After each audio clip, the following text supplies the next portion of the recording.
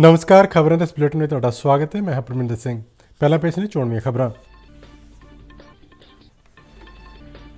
ਨਵੀਂ ਦਿੱਲੀ ਵਿੱਚ ਕਿਸਾਨ ਜਥੇਬੰਦੀਆਂ ਦੇ ਨੁਮਾਇੰਦਿਆਂ ਅਤੇ ਕੇਂਦਰ ਵਿਚਾਲੇ 5ਵੇਂ ਦੌਰ ਦੀ ਗੱਲਬਾਤ ਜਾਰੀ।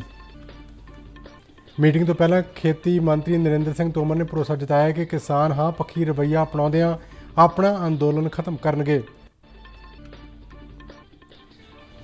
5ਵੇਂ ਗੇੜ ਦੀ ਗੱਲਬਾਤ ਤੋਂ ਪਹਿਲਾਂ ਪ੍ਰਧਾਨ ਮੰਤਰੀ ਨਰਿੰਦਰ ਮੋਦੀ ਨੇ ਕਿਸਾਨ ਅੰਦੋਲਨ ਨਾਲ ਪੈਦਾ ਹੋਈ ਸਥਿਤੀ ਤੇ ਚਰਚਾ ਕਰਨ ਲਈ ਇੱਕ ਮੀਟਿੰਗ ਦੀ ਪ੍ਰਧਾਨਗੀ ਕੀਤੀ। ਹਰਿਆਣਾ ਦੇ ਫਰੀਦਾਪੁਰ ਜ਼ਿਲ੍ਹੇ ਦੇ ਦਿਆਲਪੁਰ ਪਿੰਡ ਦੇ ਅਗਾਂਹਵਧੂ ਕਿਸਾਨ ਬੱਚੂ ਸਿੰਘ ਨੇ ਐਗਰੋ ਫਾਰਮਰ ਪ੍ਰੋਡਿਊਸਰ ਕੰਪਨੀ ਦੀ ਸਥਾਪਨਾ ਕਰਕੇ ਕਿਸਾਨਾਂ ਦੀ ਆਮਦਨ ਨੂੰ ਦੁੱਗਣਾ ਕਰਨ ਦੀ ਦਿਸ਼ਾ ਵੱਲ ਅਹਿਮ ਕਦਮ ਚੁੱਕਿਆ। ਭਾਰਤ ਵਿੱਚ ਕੋਰੋਨਾ ਦੇ ਐਕਟਿਵ ਮਾਮਲੇ ਘਟ ਕੇ 4,10,000 ਤੇ ਪਹੁੰਚੇ। देश में हुण तक 90,85,822 मरीज कोरोना तो मुक्त हुए। कोरोना तो ठीक होने की दर बढ़ के 94.20% ते पहुंची।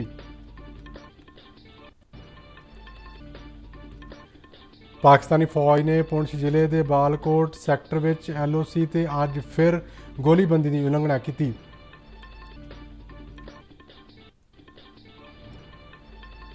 BSF ਵੱਲੋਂ ਫਿਰੋਜ਼ਪੁਰ ਸੈਕਟਰ ਵਿੱਚ ਕੰਡਿਆਲੀ ਤਾਰ ਨੇੜਿਓਂ 5 ਕਿਲੋ 360 ਗ੍ਰਾਮ ਹੈਰੋਇਨ ਬਰਾਮਦ।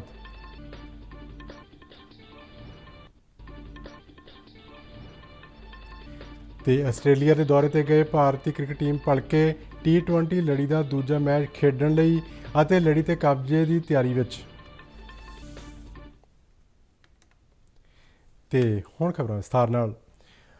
ਅੱਜ ਨਵੀਂ ਦਿੱਲੀ ਦੇ ਵਿਗਿਆਨ ਭਵਨ ਵਿੱਚ ਕਿਸਾਨ ਜਥੇਬੰਦੀਆਂ ਦੇ ਨੁਮਾਇੰਦਿਆਂ ਦੇ ਕੇਂਦਰ ਵਿਚਾਲੇ 5ਵੇਂ ਦੌਰ ਦੀ ਗੱਲਬਾਤ ਜਾਰੀ ਹੈ। ਮੀਟਿੰਗ ਤੋਂ ਪਹਿਲਾਂ ਅੱਜ ਸਵੇਰੇ ਮੀਡੀਆ ਨਾਲ ਚਰਚਾ ਕਰਦਿਆਂ ਖੇਤੀ ਮੰਤਰੀ ਨਰਿੰਦਰ ਸਿੰਘ ਤੋਮਰ ਨੇ ਭਰੋਸਾ ਜਤਾਇਆ ਕਿ ਕਿਸਾਨ ਹਾਂ ਪੱਖੀ ਰਵੱਈਆ ਅਪਣਾਉਂਦਿਆਂ ਆਪਣਾ ਅੰਦੋਲਨ ਖਤਮ ਕਰਨਗੇ।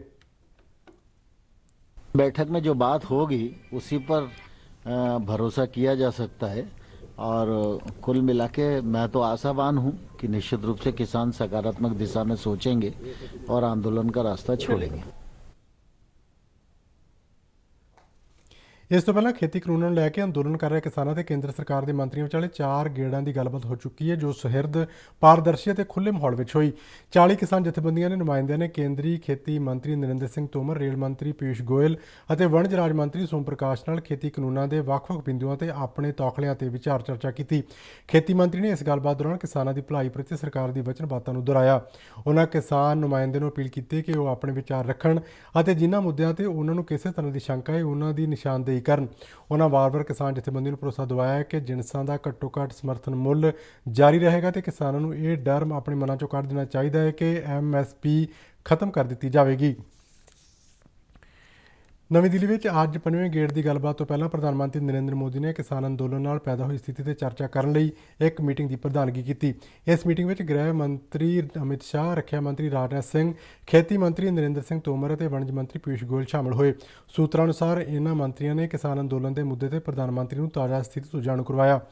ਇਹ ਮੀਟਿੰਗ ਕੋਈ 1.5 ਘੰਟਾ ਚੱਲੀ। ਮੀਟਿੰਗ ਮਗਰੋਂ ਪ੍ਰਧਾਨ ਮੰਤਰੀ ਨੇ ਗ੍ਰਹਿ ਮੰਤਰੀ ਨਾਲ ਕੋਈ 1 ਘੰਟਾ ਸਿੱਧੀ ਗੱਲਬਾਤ ਵੀ ਕੀਤੀ। ਇਸੇ ਦੌਰਾਨ ਕਿਸਾਨਾਂ ਦੇ ਅੰਦੋਲਨ ਅੱਜ 10ਵੇਂ ਦਿਨ ਜਾਰੀ ਰਿਹਾ। ਕੌਮੀ ਰਾਜਧਾਨੀ ਦਿੱਲੀ ਦੇ ਵੱਖ-ਵੱਖ ਦਾਖਲਾ ਪੁਆਇੰਟਾਂ ਤੇ ਕਿਸਾਨ ਆਪਣੀਆਂ ਟਰੈਕਟਰ ਟਰਾਲੀਆਂ ਤੇ ਹੋਰ ਮੋਟਰ ਗੱਡੀਆਂ ਨਾਲ ਅਜੇ ਵੀ ਡੇਰਾ ਲਾ ਕੇ ਬੈਠੇ ਨੇ। ਉਹਨਾਂ ਦਾ ਕਹਿਣਾ ਹੈ ਕਿ ਜਦ ਤੱਕ ਸਰਕਾਰ 3 ਖੇਤੀ ਕਾਨੂੰਨ ਵਾਪਸ ਨਹੀਂ ਲੈ ਲੈਂਦੀ, ਉਹ ਆਪਣਾ ਅੰਦੋਲਨ ਵਾਪਸ ਨਹੀਂ ਲੈਣਗੇ।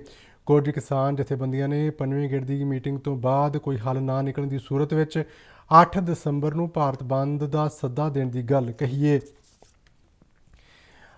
ਅੱਜ ਵਿਸ਼ਵ ਮਿੱਟੀ ਦਿਵਸ ਮਨਾਇਆ ਜਾ ਰਿਹਾ ਹੈ। ਇਸ ਦਿਨ ਲੋਕਾਂ ਨੂੰ ਮਿੱਟੀ ਦੀ ਮਹੱਤਤਾ ਤੋਂ ਜਾਣੂ ਕਰਵਾਇਆ ਜਾਂਦਾ ਹੈ। ਵਿਸ਼ਵ ਦੇ ਬਹੁਤ ਸਾਰੇ ਹਿੱਸਿਆਂ ਵਿੱਚ ਖਾਦਾਂ ਤੇ ਕੀਟਨਾਸ਼ਕਾਂ ਦੀ ਅੰਨ੍ਹੇਵਾਹ ਵਰਤੋਂ ਨਾਲ ਉਪਜਾਊ ਜ਼ਮੀਨ ਬੰਜਰ ਹੁੰਦੀ ਜਾ ਰਹੀ ਹੈ। ਜ਼ਮੀਨ ਦੀ ਉਪਜਾਊ ਸ਼ਕਤੀ ਘੱਟ ਹੋਣ ਦੇ ਨਾਲ ਨਾਲ ਖਤਰਨਾਕ ਰਸਾਇਣਾਂ ਦੀ ਵਰਤੋਂ ਨਾਲ ਖੇਤੀ ਜਿਣਸਾਂ ਤੇ ਮਿੱਟੀ ਦੀ ਸਿਹਤ ਤੇ ਵੀ ਮਾੜਾ ਅਸਰ ਪੈਂਦਾ ਹੈ। ਮਿੱਟੀ ਦੀ ਸੁਰੱਖਿਆ ਬਾਰੇ ਵਿਸ਼ਵ ਨੂੰ ਜਾਗਰੂਕ ਕਰਨ ਲਈ ਸੰਯੁਕਤ ਰਾਸ਼ਟਰ ਵੱਲੋਂ 2013 ਵਿੱਚ 5 ਦਸੰਬਰ ਨੂੰ ਵਰਲਡ ਸੋਇਲ ਡੇ ਮਨਾਉਣ ਦੀ ਪ੍ਰਵਾਨਗੀ ਦਿੱਤੀ ਗਈ। ਵਰਲਡ ਸੋਇਲ ਡੇ ਮੌਕੇ ਪ੍ਰਧਾਨ ਮੰਤਰੀ ਨਰਿੰਦਰ ਮੋਦੀ ਨੇ ਸਿਹਤਮੰਦ ਧਰਤੀ ਅਤੇ ਹਰੇ ਭਰੇ ਖੇਤਾਂ ਦਾ ਸੁਨੇਹਾ ਕਿਸਾਨਾਂ ਨੂੰ ਲਗਾਤਾਰ ਮਿੱਟੀ ਦੀ ਜਾਂਚ ਕਰਾਉਣ ਦਾ ਸੱਦਾ ਦਿੱਤਾ। ਇੱਕ ਸਰਵੇਖਣ ਅਨੁਸਾਰ ਦੁਨੀਆ ਵਿੱਚ ਕੋਈ 33% ਜ਼ਮੀਨ ਰਸਾਇਣਕ ਖਾਦਾਂ ਜਾਂ ਕੀਟਨਾਸ਼ਕਾਂ ਦੀ ਵਰਤੋਂ ਕਰਕੇ ਜਾਂ ਤਾਂ ਬੰਜਰ ਹੋ ਚੁੱਕੀ ਹੈ ਜਾਂ ਉਸ ਦੀ ਉਪਜਾਊ ਸ਼ਕਤੀ ਘਟ ਗਈ ਹੈ। ਜ਼ਿਕਰਯੋਗ ਹੈ ਕਿ ਸਾਡੀ ਖੁਰਾਕ ਲਈ ਲੋੜੀਂਦੇ ਭੋਜਨ ਦਾ 95% ਭੋਜਨ ਮਿੱਟੀ ਵਿੱਚੋਂ ਹੀ ਪੈਦਾ ਹੁੰਦਾ ਹੈ। ਵਾਤਾਵਰਣ ਅਤੇ ਪੌਣ ਪਾਣੀ ਤਬਦੀਲੀ ਬਾਰੇ ਮੰਤਰੀ ਪ੍ਰਕਾਸ਼ ਜਾਵੜੇਕਰ ਨੇ ਕਿਹਾ ਹੈ ਕਿ ਭਾਰਤ ਨੇ ਮਿੱਟੀ ਦੀ ਸਿਹਤ ਦੇ ਖੇਤਰ ਵਿੱਚ ਮਹੱਤਵਪੂਰਨ ਕੰਮ ਕੀਤਾ ਹੈ ਤੇ ਕਈ ਮੁਲਕਾਂ ਦਾ ਰਾਹ ਦੁਸੇਰਾ ਬਣਿਆ ਹੈ। ਵਰਲਡ ਸੋਇਲ ਡੇ ਮੌਕੇ ਜਾਵੜੇਕਰ ਨੇ ਆਪਣੇ ਟਵੀਟ ਵਿੱਚ ਕਿਹਾ ਕਿ ਦੁਨੀਆ ਭਰ ਵਿੱਚ ਸਿਰਫ ਚੰਗੀ ਮਿੱਟੀ ਹੀ ਨਹੀਂ ਸਗੋਂ ਚੰਗੇ ਵਾਤਾਵਰਣ ਲਈ ਵੀ ਮਿੱਟੀ ਦੀ ਸਿਹਤ ਬਾਰੇ ਜਾਗਰੂਕਤਾ ਦੀ ਲੋੜ ਹੈ। ਫਰੀਦਾਬਾਦ ਦੇ ਪਿੰਡ ਦਿਆਲਪੁਰ ਦੇ ਇੱਕ ਅਗਾਂਹਵਧੂ ਕਿਸਾਨ ਬੱਚੂ ਸਿੰਘ ਨੇ ਸਰਕਾਰ ਦੀ ਸਹਾਇਤਾ ਨਾਲ ਦਿਆਲਪੁਰ ਅਗਾਂਹਵਧੂ agro farmer producer company limited ਦੀ ਸਥਾਪਨਾ ਕੀਤੀ ਹੈ ਅਤੇ ਹੁਣ ਤੱਕ ਉਸ ਦੇ FPO ਨਾਲ ਤਕਰੀਬਨ 350 ਕਿਸਾਨ ਜੁੜ ਚੁੱਕੇ ਨੇ। ਅਗਾਂਹਵਧੂ ਕਿਸਾਨ ਕੇਂਦਰ ਸਰਕਾਰ ਦੀ ਇਸ ਮੁਹਿੰਮ ਨੂੰ ਛੋਟੇ ਕਿਸਾਨਾਂ ਲਈ ਫਾਇਦੇਮੰਦ ਦੱਸ ਰਿਹਾ ਹੈ। ਉਸ ਦਾ ਮੰਨਣਾ ਹੈ ਕਿ ਇਸ ਨਾਲ ਕਿਸਾਨਾਂ ਨੂੰ ਜ਼ਿਆਦਾ ਲਾਭ ਮਿਲੇਗਾ ਅਤੇ ਸਰਕਾਰੀ ਸਬਸਿਡੀ ਦਾ ਲਾਹਾ ਲੈਣ ਵਿੱਚ ਵੀ ਉਹ ਕਾਮਯਾਬ ਹੋਣਗੇ। FPO ਚਲਾ ਰਹੇ ਕਿਸਾਨ ਨੇ ਦੱਸਿਆ ਕਿ ਸਰਕਾਰ ਦੀ ਸਹਾਇਤਾ ਨਾਲ ਪਹਿਲਾਂ ਉਸ ਨੇ ਆਪਣਾ ਦਫ਼ਤਰ ਖੋਲ੍ਹਿਆ, ਹੁਣ ਇਸ ਦਫ਼ਤਰ ਦਾ ਸਾਰਾ ਖਰਚ ਸਰਕਾਰ ਵੱਲੋਂ ਚੁੱਕਿਆ ਜਾ ਰਿਹਾ ਹੈ। ਬੱਚੂ ਸਿੰਘ ਨੇ ਦੱਸਿਆ ਕਿ ਇਸ ਦਫ਼ਤਰ ਨਾਲ ਹੁਣ ਤੱਕ 350 ਕਿਸਾਨ ਜੁੜ ਚੁੱਕੇ ਨੇ ਅਤੇ ਹਰ ਰੋਜ਼ ਉਸ ਕੋਲ ਵੱਖ-ਵੱਖ ਹਿੱਸਿਆਂ ਤੋਂ ਆ ਕੇ ਕਿਸਾਨ ਕੇਂਦਰ ਸਰਕਾਰ ਵੱਲੋਂ ਚਲਾਈਆਂ ਜਾ ਰਹੀਆਂ ਸਲਾਹ ਪਾਤਰੀ ਸਕੀਮਾਂ ਬਾਰੇ ਜਾਣਕਾਰੀ ਹਾਸਲ ਕਰ ਰਹੇ ਨੇ। ਉਸ ਨੇ ਦੱਸਿਆ ਕਿ ਆਉਣ ਵਾਲੇ ਸਮੇਂ ਵਿੱਚ ਵੀ ਇਸ ਸਕੀਮ ਤਹਿਤ ਛੋਟੇ ਕਿਸਾਨਾਂ ਨੂੰ ਚੌਖਾ ਲਾਭ ਮਿਲੇਗਾ ਅਤੇ ਉਹਨਾਂ ਦੀਆਂ ਫਸਲਾਂ ਦੇ ਵਾਜਬ ਮੁੱਲ ਮਿਲ ਸਕਣਗੇ। ਬੱਚੂ ਸਿੰਘ ਨੇ ਦੱਸਿਆ ਕਿ FPO ਦੀ ਮਦਦ ਨਾਲ ਵੱਡੀਆਂ ਤੋਂ ਵੱਡੀਆਂ ਕੰਪਨੀਆਂ ਉਸ ਦੇ ਦਰਵਾਜ਼ੇ ਤੇ ਆ ਕੇ ਖੇਤੀ ਜਿਣਸਾਂ ਦੀ ਖਰੀਦ ਕਰਨਗੀਆਂ, ਜਿਸ ਨਾਲ ਕਿਸਾਨਾਂ ਨੂੰ ਘਰ ਬੈਠੇ ਹੀ ਮੁਨਾਫਾ ਮਿਲੇਗਾ। ਸਕੀਮ ਬਾਰੇ ਦੱਸਦਿਆਂ ਬੱਚੂ ਸਿੰਘ ਨੇ ਕਿਹਾ ਕਿ ਫਸਲਾਂ ਨੂੰ ਸਟੋਰ ਕਰਨ ਲਈ ਛੇਤੀ ਹੀ ਸਰਕਾਰ ਵੱਲੋਂ ਕਿਸਾਨਾਂ ਨੂੰ ਕੋਲਡ ਸਟੋਰ ਦੀ ਸਹੂਲਤ ਨਾਲ ਜੋੜਿਆ ਜਾਵੇਗਾ, ਜਿਸ ਦੇ ਚੱਲਦਿਆਂ ਫਸਲ ਦੀ ਸਾਂਭ ਸੰਭਾਲ ਵੇਲੇ ਸਿਰ ਕੀਤੀ ਜਾ ਸਕੇਗੀ ਅਤੇ ਵਾਜਬ ਮੁੱਲ ਮਿਲਣ ਤੇ ਉਸ ਨੂੰ ਵੇਚਿਆ ਜਾ ਸਕੇਗਾ। ਬੱਚੂ ਸਿੰਘ ਦਾ ਮੰਨਣਾ ਹੈ ਕਿ ਸਰਕਾਰ ਦੀ ਇਹ ਸਕੀਮ ਬਹੁਤ ਹੀ ਫਾਇਦੇਮੰਦ ਹੈ, ਇਸ ਲਈ ਸਾਰੇ ਕਿਸਾਨਾਂ ਨੂੰ ਇਸ ਸਕੀਮ ਨਾਲ ਜੁੜਨਾ ਚਾਹੀਦਾ ਹੈ। ਉਹਨਾਂ ਦੱਸਿਆ ਕਿ FPO ਦਾ ਮੁੱਖ ਮੰਤਵ ਆਪਣੇ ਸੰਗਠਨ ਦੀ ਮਦਦ ਨਾਲ ਖੇਤੀ ਉਤਪਾਦਾਂ ਦਾ ਵਧੀਆ ਆਮਦਨ ਯਕੀਨੀ ਬਣਾਉਣਾ ਹੈ। ਕਿਸਾਨ ਉਤਪਾਦਕ ਸੰਗਠਨ ਇੱਕ ਤਰ੍ਹਾਂ ਦਾ POA ਜਿਸ ਦੇ ਮੈਂਬਰ ਕਿਸਾਨ ਹੁੰਦੇ ਨੇ। किसान और मेरा अपना FPO दयालपुर प्रगतिशील agro farmer producer company private limited के नाम से है। ये सरकार ने हमसे बनवाए हैं, सरकार ने हमारी पूरी मदद की है। इसमें हमें फंड भी अलॉट किया है, जैसे दफ्तर है, आप देख रहे हो, अलमारी, टेबल, कंप्यूटर, लैपटॉप लिया है, इन चीज़ों के लिए हमें फंड दिया है। अभी हमारा फार्म मतलब ये पूरा सेटअप हो चुका है दफ्तर का, और अभी किसानों से जो बात चल रही है लगभग 350 किसान इससे जुड़ चुके हैं। तो हम पहले चरण में हैं अभी, लेकिन अभी इससे फ़ायदे क्या होने वाले, जो मैंने चंडीगढ़ मीटिंगें की हैं। ਉਧਰ ਇਸ FPO ਨਾਲ ਜੁੜਨ ਵਾਲੇ ਕਿਸਾਨ ਹਰਬੀਰ ਸਿੰਘ ਨੇ ਦੱਸਿਆ ਕਿ ਉਹ ਵੀ ਇਸ ਸੰਗਠਨ ਨਾਲ ਜੁੜਿਆ ਹੋਇਆ ਹੈ ਤੇ ਉਸ ਨੂੰ ਉਮੀਦ ਹੈ ਕਿ ਇਸ ਨਾਲ ਜੁੜਨ ਮਗਰੋਂ ਆਉਣ ਵਾਲੇ ਸਮੇਂ ਵਿੱਚ ਉਸ ਨੂੰ ਫਾਇਦਾ ਹੋਵੇਗਾ।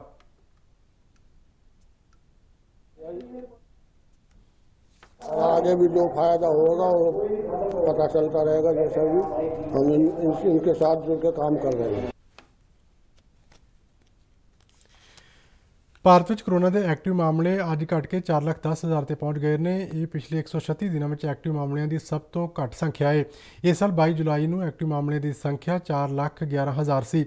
ਕੇਂਦਰੀ ਸਿਹਤ ਮੰਤਰਾਲੇ ਨੇ ਕਿਹਾ ਹੈ ਕਿ ਕੇਂਦਰ ਸਰਕਾਰ ਵੱਲੋਂ ਕੋਵਿਡ ਜਾਂਚ ਨੂੰ ਲਗਾਤਾਰ ਵਧਾਉਣ, ਕਰੋਨਾ ਲਾਗ ਦੇ ਮੁੱਢਲੇ ਪੱਧਰ ਤੇ ਪਛਾਣ, ਕਰੋਨਾ ਦੀ ਪੁਸ਼ਟੀ ਵਾਲੇ ਲੋਕਾਂ ਨੂੰ ਛੇਤੀ ਤੋਂ ਛੇਤੀ ਅਲਾਦਾ ਕਰਨ ਅਤੇ ਗੰਭੀਰ ਮਾਮਲੇ ਵਿੱਚ ਤੁਰੰਤ ਡਾਕਟਰੀ ਸਹਾਇਤਾ ਉਪਲਬਧ ਕਰਵਾਉਣ ਨਾਲ ਐਕਟਿਵ ਮਾਮਲਿਆਂ ਦੀ ਗਿਣਤੀ ਕਾਫੀ ਸੀਮਿਤ ਹੋਈ ਹੈ ਅਤੇ ਕਰੋਨਾ ਤੋਂ ਮੁਕਤ ਹੋਣ ਵਾਲੇ ਲੋਕਾਂ ਦੀ ਗਿਣਤੀ ਵਿੱਚ ਵੀ ਲਗਾਤਾਰ ਵਾਧਾ ਹੋ ਰਿਹਾ ਹੈ।